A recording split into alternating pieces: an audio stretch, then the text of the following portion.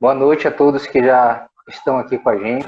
Estamos esperando aqui agora sim a estrela, Salve, Renê. a estrela da noite Pare chegou. com isso. E pare com isso, né? Vai jogando esse peso todo, logo entrando de sola. Com certeza. Bom, prazer aqui, todos estarem aqui conosco, quem já está aqui com a gente. Muito obrigado, né? Por tirar um pouquinho do seu tempo, né? Nessa terça-feira à noite para estar aqui com a gente, comigo e com o Diego. É um prazer muito grande. Espero que hoje possa ser uma noite proveitosa. Que antes de mais nada a gente possa lembrar que a gente está aqui que a ideia, né, é que seja um bate-papo mesmo aqui entre dois profissionais, né, que querem conversar sobre um assunto bastante interessante e que está em voga, né, hoje em dia, né. Então a gente se propôs a ter esse bate-papo. Espero que vocês curtam e que a gente possa contribuir com mais informações acerca desse assunto tão atual que todo mundo está vivendo, né?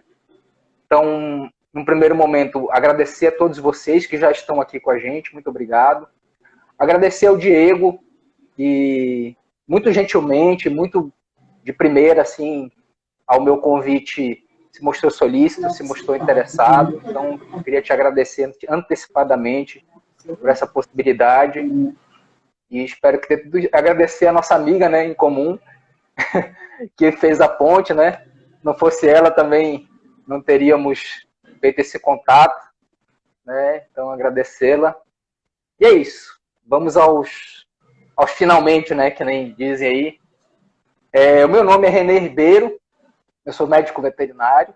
Tá? Atualmente eu estou fazendo pós-graduação no Instituto Evandro Chagas na parte de virologia, né?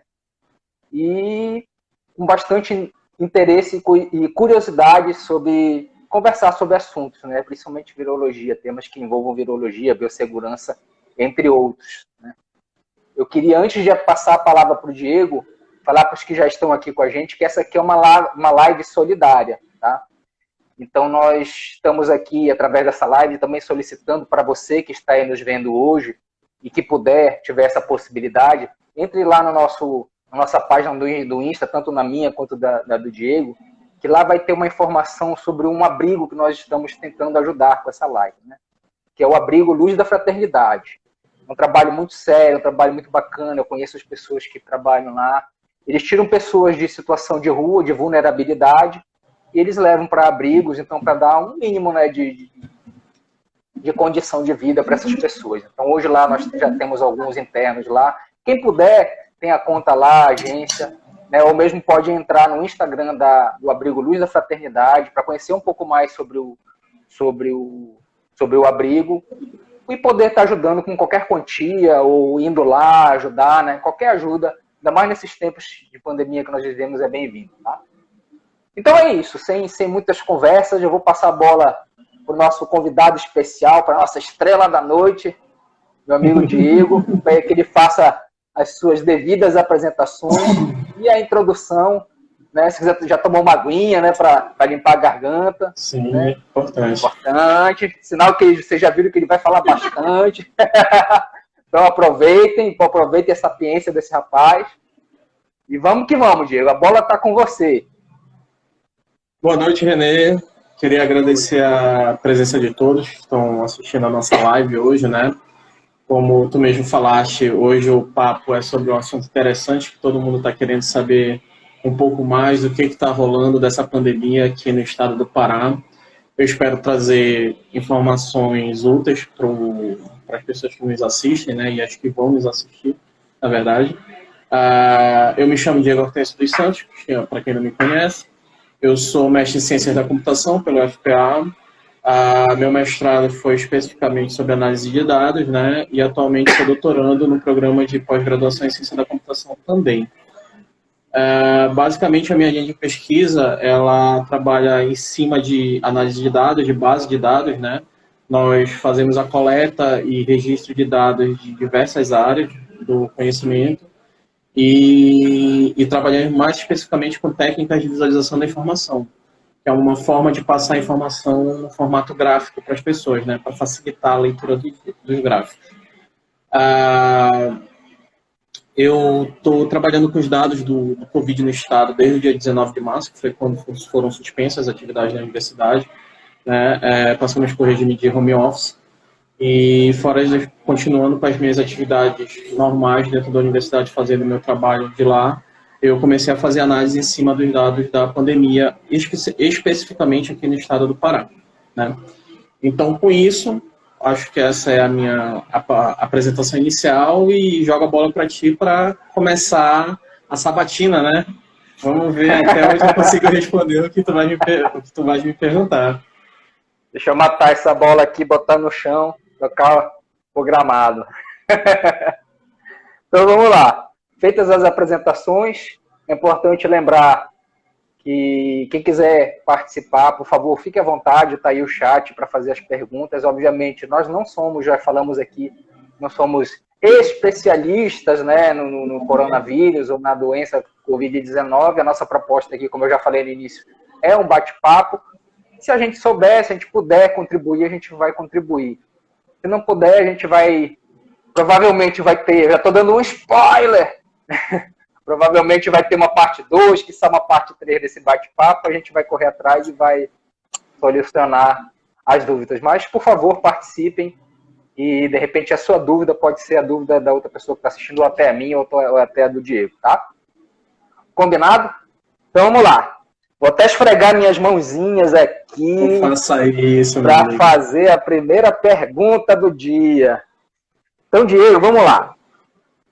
Eu queria te perguntar quais seriam, né, diante disso que tu falou, né, do teu trabalho, tudo e tal, com os números, quais seriam os principais elementos que são considerados no momento que você vai fazer uma análise de uma pandemia? Você poderia falar para a gente um pouquinho sobre isso? Com certeza. Logo no início da pandemia, quando eu comecei a planejar como é que eu iria fazer a análise dos registros dos casos que estavam ocorrendo e tudo mais, a primeira coisa que eu tive que me familiarizar foi justamente quais são os dados que eu devo coletar para poder fazer análise em cima ou sobre a pandemia, no caso, né?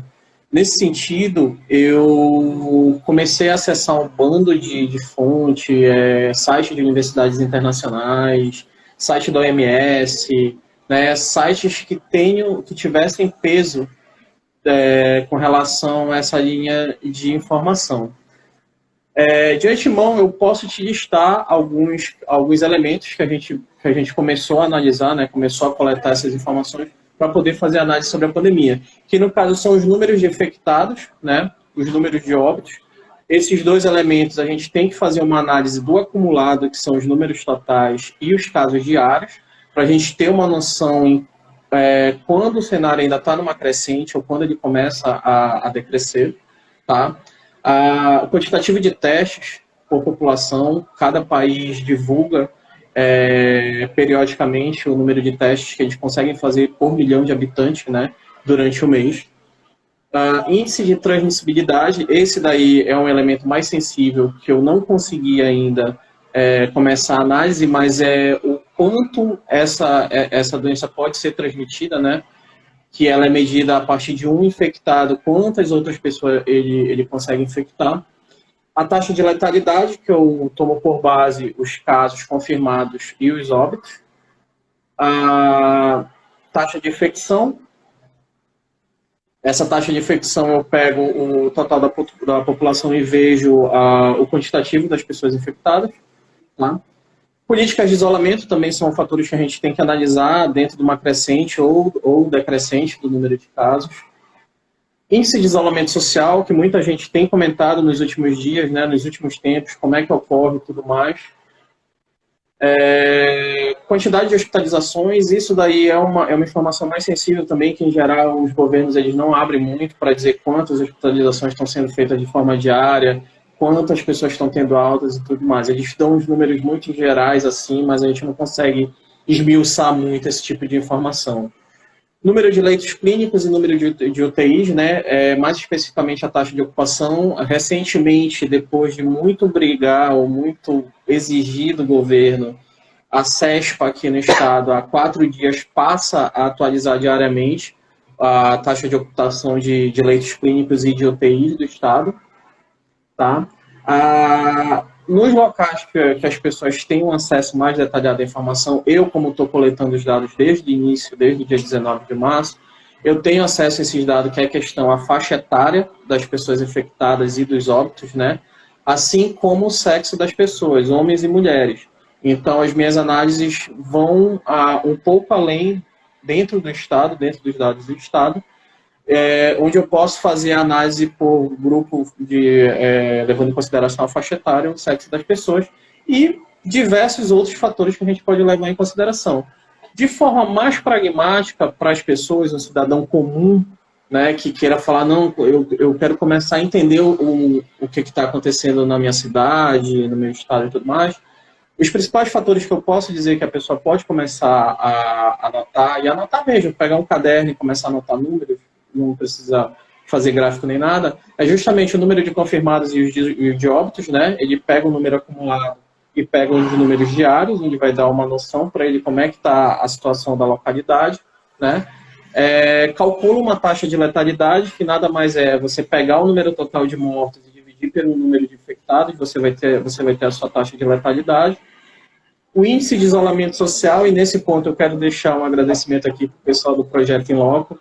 Eles ajudam muito, o pessoal muito acessível, eu mandei e-mail para eles, eles me mandaram uma base completa de todos os estados do Brasil, sem muito esforço, né? E a taxa de ocupação de leitos, que nos últimos 4 dias tem sido atualizado diariamente pela Secretaria de Saúde, né? E isso daí pode dar uma noção para outras informações que podem ser extraídas mais à frente, né? Então, basicamente, René, eu acho que esses são os elementos que a gente pode levar em consideração hoje, né, para dizer como é que está o cenário atual do Estado e quais algumas das perspectivas que a gente pode ter nos próximos dias ou nas próximas semanas, né? Joga a bola de volta para ti e bora seguir aí com a sabatina.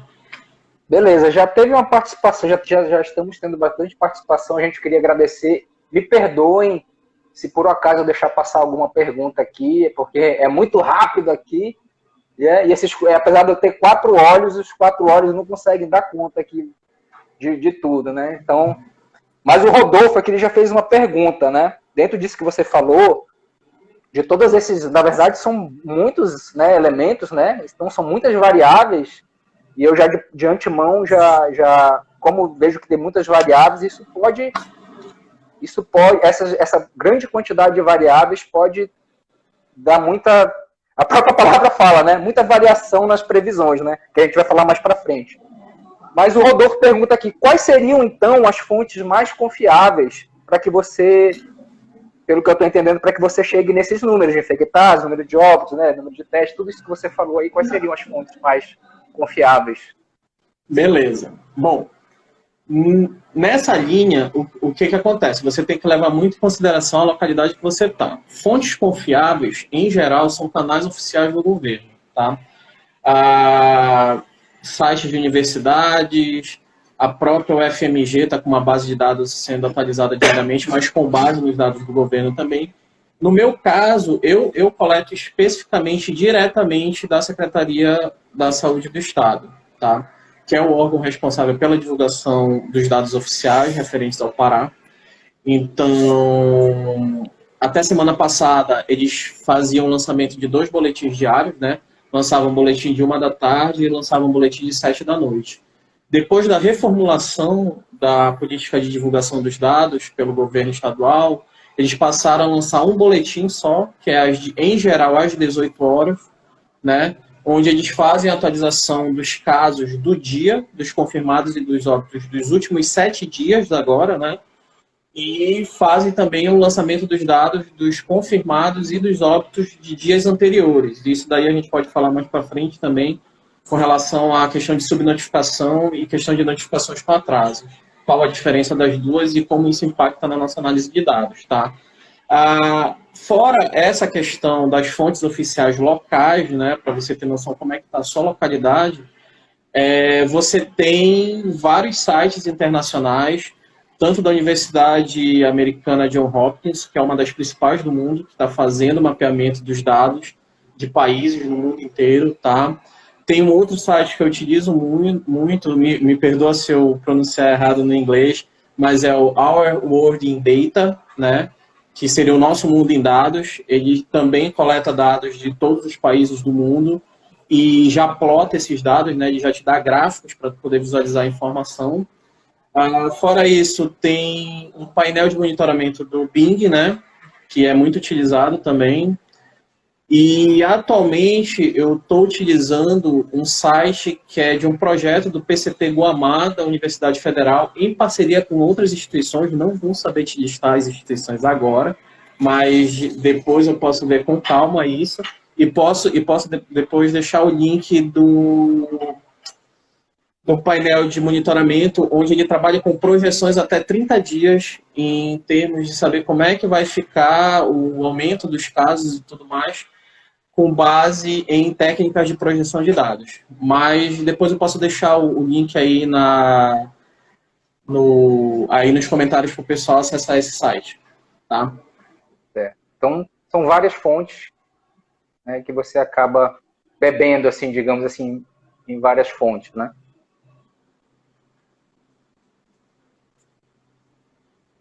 Pode ir lá. Pode falar. A bola tá contigo. Ok. Beleza. Então, é isso aí. Espero que a pergunta do Rodolfo tenha sido respondida. Então, vamos passando. A Milena, ela fez uma pergunta. Milena, se você estiver ainda aí com a gente, vou dizer que você fez uma pergunta bastante interessante. Ela vai se encaixar mais um pouquinho mais lá para frente. Então, tem um pouquinho mais de paciência, que daqui a pouco eu vou fazer essa tua pergunta aqui, porque vai encadear muito bem com o que a gente vai falar um pouquinho mais para frente, tá? Diego, então a gente sabe, isso não é uma novidade, né? Isso aqui não é o René que está falando, nem você que vai estar falando pela primeira vez. A gente sabe Sim. que nós temos um problema muito sério no nosso país, né? A gente pode falar melhor, que é a questão das subnotificações, né? Correto? Até aí, tudo ok, né? O que seriam, então, as subnotificações? Seriam casos que não estão registrados ainda na estatística. Baseado nesse problema que nós temos, e nós até vimos isso publicamente acontecendo, né, aqui no nosso estado, né? Fulano fala de um, fulano fala de outro, isso já foi aberto, que essas informações estão chegando com atraso. Então, baseado nessas subnotificações, nesse problema histórico que nós temos no nosso país, o que tu achas? Tu achas? Aí já vou esfregar minha mãozinha de novo. Se quiser, bebe mais um pouquinho de água aí. Não, tá bom, manda bala aí. Tu acha que baseado nessas subnotificações, tu achas que é seguro? Aí vamos lá, gente. Vamos lá. É a opinião do nosso colega, tá? Tu achas que é seguro adotar um relaxamento das medidas baseadas nos dados oficiais, se os dados oficiais, pelo que a gente percebe, né, são subnotificados? O que tu achas? O que você daí que está nos ouvindo também, por favor, pode dar a sua opinião. E Diego, o que você acha a respeito disso? Sem tossir. Essa daí é a pergunta talvez mais delicada que tem, que todo mundo queira saber, né? Pode afrouxar ou não pode afrouxar o isolamento social? O que eu posso te falar é o seguinte, eu não trabalho com otimismo, né? Eu não sou um cara que vou falar alguma coisa para um familiar meu, para um amigo meu, baseado em achismo, né? Graças a Deus, nos últimos anos, como eu te falei, eu trabalho com análise de dados e hoje em dia eu sou muito feliz em ter embasamento para poder discutir esse tipo de coisa, principalmente com aquelas pessoas que ainda são extremamente resistentes ao cenário atual, ao cenário que a gente se encontra. Eu peguei alguns dados referentes até o dia 14, que foi esse último domingo agora, né? Para poder trabalhar com números mais redondinhos e tal, e não dizer, eu peguei os dados de hoje, eu vou falar sobre os dados de hoje com vocês. Não, peguei os dados de domingo, que já deu para trabalhar legal, já deu para separar tudo. Até domingo, nós tínhamos 69.224 casos confirmados no estado, tá? E 4.201 óbitos. Nós tínhamos uma taxa de 6,07%, tá? De letalidade. Desculpa, tu pode repetir o número, a quantidade de óbitos que me fugiu aqui? 4.201, isso no domingo, dia 14, tá? E nesse dia 14, o estado estava registrando uma taxa de letalidade de 6,07%. O que eu posso salientar em cima dessa taxa de letalidade é que ela já vem numa decrescente há mais de 2 semanas, tá? Mais especificamente, desde o final do lockdown, salvo engano, dia 24 de maio, né? E as atividades começaram a ser retomadas no dia 25, essa taxa de letalidade foi caindo. Agora, foi caindo porque os casos caíram, a gente vai ver isso agora devagarinho para não ficar muita dúvida com relação a isso. Mas sempre vai ter dúvida, isso daí tu pode ter certeza. O que aconteceu, na verdade, desde o dia 19 de maio, foi o início da inserção de casos atrasados no sistema da Secretaria de Saúde. Então, para você ter uma ideia, até hoje, nós tivemos, com notificações atrasadas, 51 mil casos que foram notificados com atraso. Tá? E de óbitos, nós tivemos 2.449 óbitos notificados com atraso. Então, só por aí você já tenta visualizar o quanto a notificação atrasada ela já atrapalha na análise de dados, né? E a subnotificação, como você mesmo falou, e isso daí já deixa a diferença bem acentuada, a subnotificação é aquele caso que o governo está perdendo. É aquele caso da pessoa que foi infectada pelo Covid, mas o governo não registrou. Então, recentemente, e isso daí a gente pode falar um pouquinho mais para frente, num estudo feito pela Universidade Federal de Pelotas, eles estimam que só a cidade de Belém ela está tendo uma perda por baixo de quase 16 vezes o número de casos confirmados. Mas isso daí a gente pode ver daqui a pouquinho, né? Com relação aos casos diários e os casos confirmados no estado, os dois também estão decrescendo há mais de 2 semanas, né? Os números vêm caindo. A taxa de ocupação média de leitos clínicos, isso daí foi um dos fatores que eu te falei que a gente tem que levar em análise com relação à pandemia. Eu vou te trazer dados dos últimos 15 dias, tá? A taxa de ocupação média de leitos clínicos no estado, ela está numa base de 57,4%, e esse dado é importante para o que eu vou falar daqui a pouco para vocês, tá? E a taxa de ocupação de UTI, ela gira em torno de 74,5% nos últimos 15 dias. A maior ressalva disso, nesses 15 dias, a CESPA só começou a atualizar diariamente nos últimos 4 dias esses números da taxa de ocupação, tá? Então, pode ser uma média real ou uma média aproximada, dependendo de como girou essa ocupação dos leitos nesses últimos 15 dias. Tá? Uma coisa que interfere muito para a gente tocar na questão de retomada das atividades, Renê, é a questão dos testes. Né? A nossa população está sendo testada. Então, bora lá. Nesse ponto aí, a gente pode falar muito claramente com relação a questão das recomendações da OMS, tá? A OMS recomenda que, em geral, uma localidade consiga testar no mínimo 3% da sua população por mês. Traduzindo em números mais claros, a cada 1 milhão de habitantes que você tenha numa localidade, você tem que realizar 30 mil testes ao mês. Aí vem o número do estado, né? A secretaria, o governo estadual, ele disponibiliza no site oficial dele, desenvolvido pela Prodepa, um total de 150.320 casos, 150.320 testes rápidos disponibilizados para o Estado. Só que essa informação ela foi atualizada no dia 14 de maio. A gente está no dia 16 de junho. A gente já tem mais de um mês. E esse número não aumentou. Fazendo uma conta rápida, o Pará hoje ele tem perto de 8.600.000 habitantes. Se eu for pegar esses 150 mil testes, eu testei no máximo 1,74% da população do estado. e isso em mais de 120 dias de pandemia. O que eu deveria testar no mínimo 3% por mês, né? Então a gente vê que o número de testes é muito baixo comparado com o quantitativo total da nossa população, tá? E isso daí pode influenciar muito na nossa decisão de retomada de atividades ou não, né? E falando e expondo esses dados, né, aqui com vocês, eu vou entrar justamente agora dentro, propriamente dito, da tua pergunta. A gente deve ou não relaxar as medidas de isolamento para a retomada de atividade? Cara, eu trabalho com dados, com fatores que eu possa quantificar e medir. Então, eu fui pegar 2 critérios, tá? 2 parâmetros, ou 2 planejamentos, por assim dizer.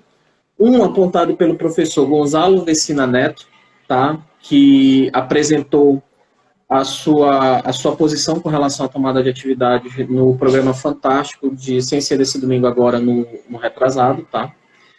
E o professor Gonzalo, ele nada mais é do que professor da Faculdade de Saúde Pública da USP, tá? Vou dar um pouco do currículo dele para dizer, o Diego está falando a opinião de um maluco aí que a gente não sabe o que é. Contextualizar, tá?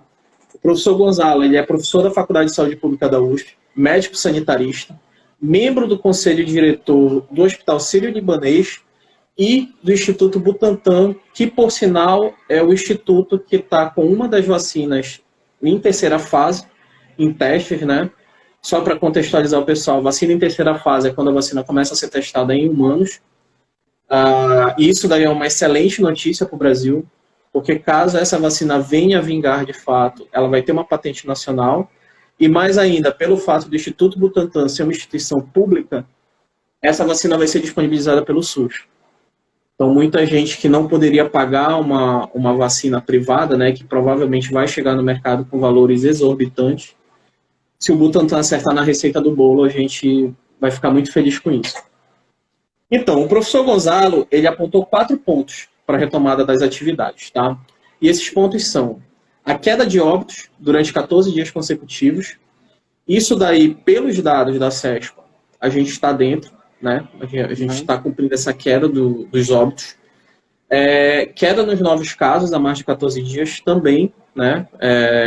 Com análise, com base nos dados da CESPA, os casos estão caindo, de fato, há mais de 2 semanas, tá? Só que aí entra os pontos mais delicados, né? O professor Gonzalo, ele aponta que deveria se analisar uma taxa de ocupação de UTIs de até 60%. E ainda agora, como eu falei para você e para os nossos ouvintes aí, a taxa de ocupação de UTIs do Estado está acima de 70% há pelo menos 15 dias. Né? A gente está com uma taxa de ocupação de 74,5%. E o professor Gonzalo aponta no máximo uma taxa de ocupação de 60%. Eu incluiria ainda nesse ponto do professor Gonzalo não só a taxa de ocupação de UTIs, mas também a taxa de ocupação de leitos clínicos, porque a gente sabe que mesmo aquele paciente que não precisa de uma hospitalização mais pesada, mas ele precisa ficar em acompanhamento para não desenvolver sintomas mais graves da Covid, né? E, por último ponto, o professor Gonzalo, ele aponta que seria interessante ter uma taxa de isolamento acima de 55%. E nesse ponto também o Estado, infelizmente, está pecando. Desde do fim do lockdown, no dia 24, e início da retomada das atividades no dia 25, a taxa de isolamento médio para o Estado está girando em torno de 40%. Então, é uma taxa de isolamento muito baixa comparado com os indicados. A OMS, ela indica uma taxa efetiva de isolamento de 70%. O professor Gonzalo já está jogando mais de 55%, ele já está sendo muito legal com a galera e deixando uma parte da galera voltar para a rua. Já está sendo camarada já, né? E o segundo planejamento, Renê, foi o planejamento adotado pelo governo de Nova York. Para quem está acompanhando, Nova York foi um dos epicentros mais pesados com relação ao coronavírus. A cidade sofreu muito mesmo com relação à infecção viral, mas o governo, como todo governo responsável, fez um planejamento, definiu pontos, né, de análise para poder retomar as atividades. E esses pontos foram redução no número de hospitalizações a mais de 14 dias. Isso daí a gente não tem acesso aos dados, né? O governo não abre essa questão do número de hospitalizações. Redução no número de óbitos, no mínimo 14 dias também, isso daí a gente se encaixa. Pelos números oficiais, os óbitos estão em queda há mais de 14 dias, né? Aí que o planejamento do governo de Nova York diverge um pouco da análise do professor Gonzalo. Eles dizem que os leitos clínicos e as UTIs devem ter uma taxa de ocupação máxima de 70%. Mas mesmo aumentando a taxa de ocupação, que na visão do professor Gonzalo deveria ser de 60%, e o governo de Nova York apontou 70%, o Estado ainda está acima, porque a gente tem uma taxa de ocupação média de 74,5%. Por que isso é importante, Renan? Porque no caso de uma segunda onda, e isso daí provavelmente a gente vai falar daqui a pouco também sobre essa possibilidade de segunda onda ou não, né? E isso pode impactar muito no colapso do sistema de saúde. Fechamento de UPA por falta de profissional, por falta de espaço, sobrecarga dos hospitais de campanha, sobrecarga da rede privada. Então, isso daí é ponto decisivo também. E o governo de Nova York seguiu a recomendação da OMS, né, onde um dos pontos para a retomada das atividades dentro do estado lá foi justamente testar 3% da população por mês, né? Então, eles dizem que o número que eles aplicam é 30 testes a cada 1.000 habitantes, que numa matemática, se tu fores fazer, tu tem que testar no mínimo 30.000 pessoas a cada 1 milhão de habitantes da tua localidade.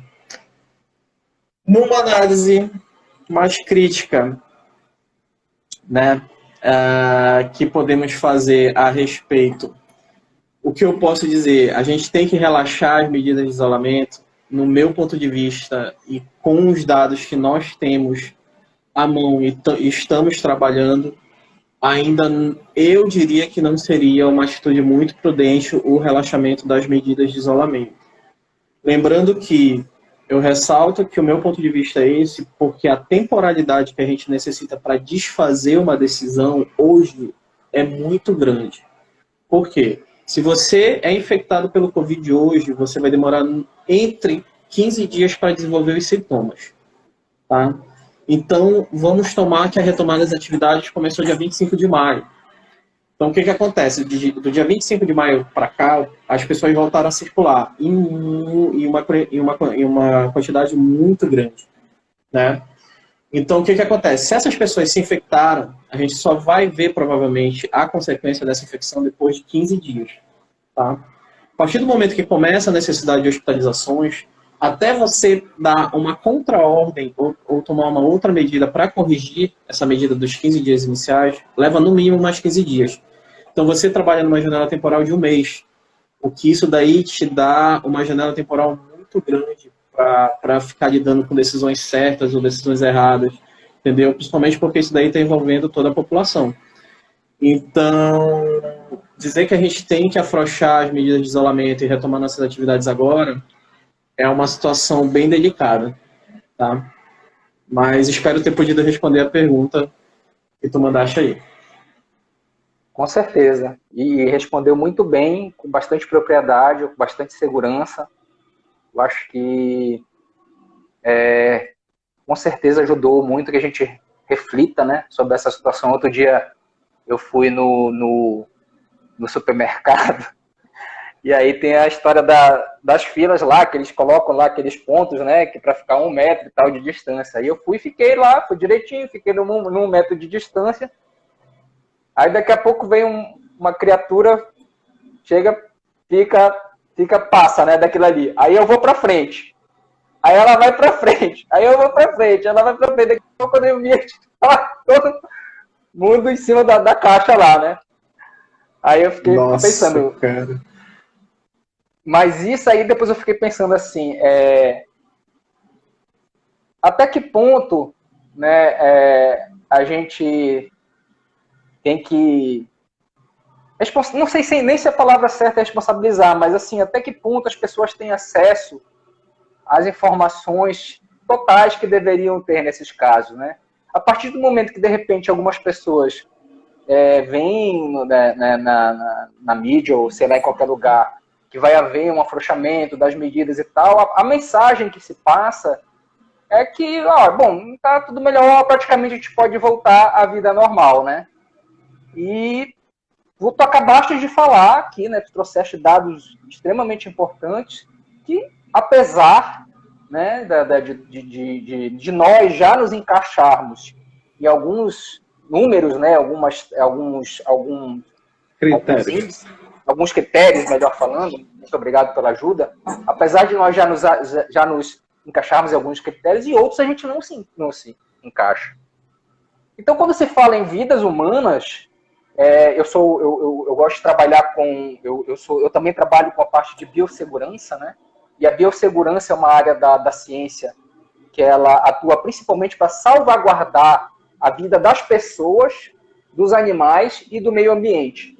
E tem dois princípios que eu gosto muito de falar, toda hora eu falo isso, que é o princípio da prevenção e da precaução, principalmente da precaução, nesse caso eu falo.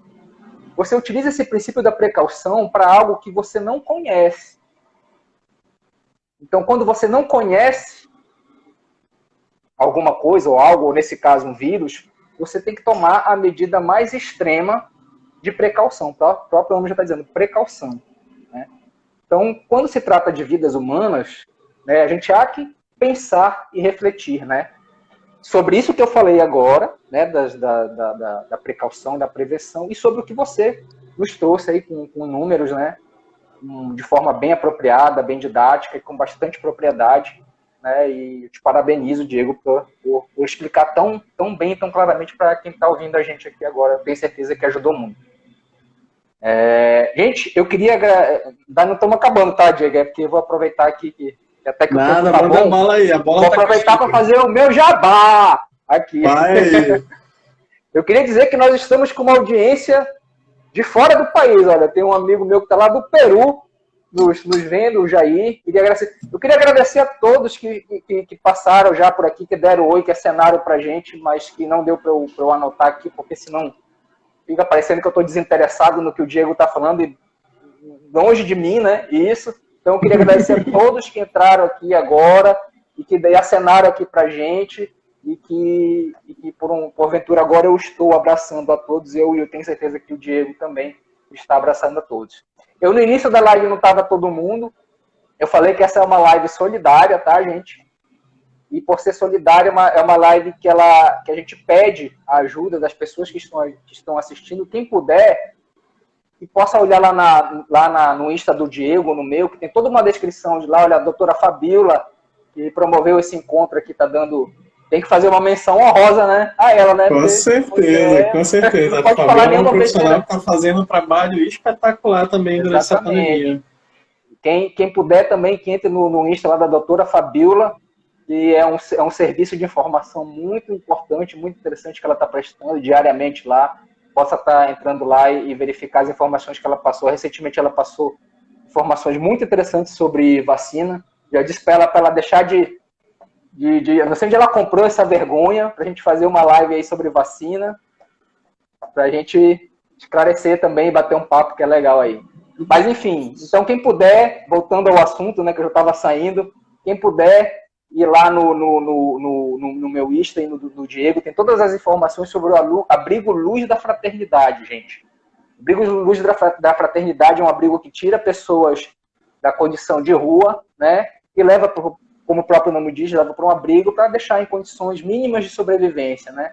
É um trabalho muito sério, muito legal. Quem puder ajudar com qualquer quantia, ou quem sabe puder ir lá, ver como é o trabalho, fazer alguma atividade lúdica, tiver algum talento aí escondido que puder ajudar lá, né?